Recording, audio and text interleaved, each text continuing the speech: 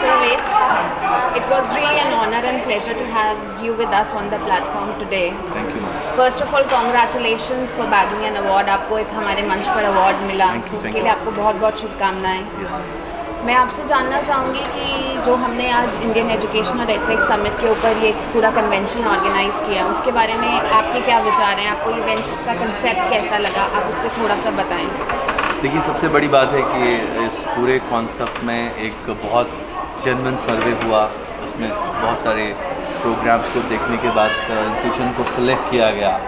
NGOs इसमें काफ़ी बड़े पैमाने पे पार्टिसिपेट किए और देश भर के कई एजुकेशनिस्ट इसमें आए, पैनलिस्ट आए, स्पीकर्स आए, कई कंपनीज आई। और इसी तरह के प्रोग्राम से देश के निचले स्तर को मैसेज जाता है, निचले बच्चों को मैसेज जाता है।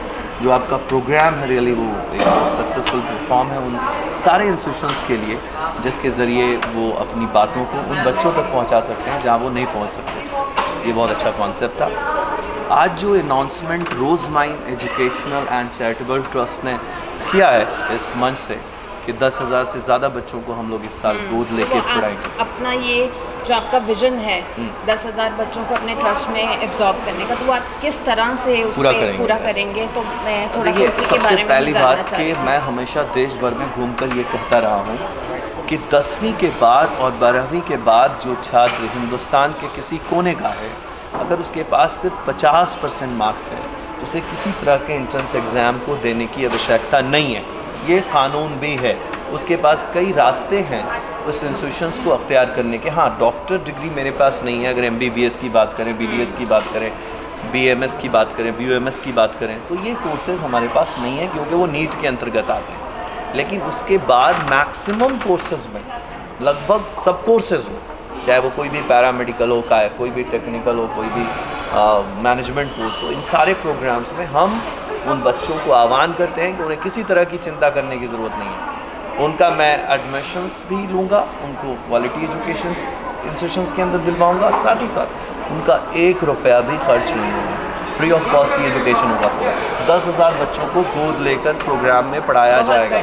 really appreciate you for this work. और एक और भी बात, इनमें कोई पैसे न लगेंगे, सिर्फ खाने रहने का इंतज़ाम उनका अपना करना होगा। पढ़ाई के लिए कोई पैसे उनको नहीं लगेंगे। खाने रहने में क्या इंतज़ाम कर रहे होंगे?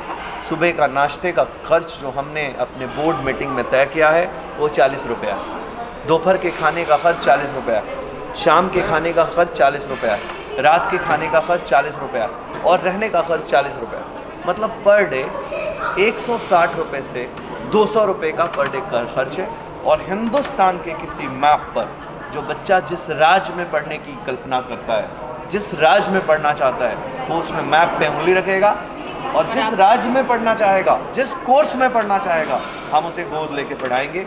1 रुपया भी उसको किसी तरह के फीस के रूप में देने की ज़रूरत नहीं है। This is all about my programme is. Thank you so much. Thank you.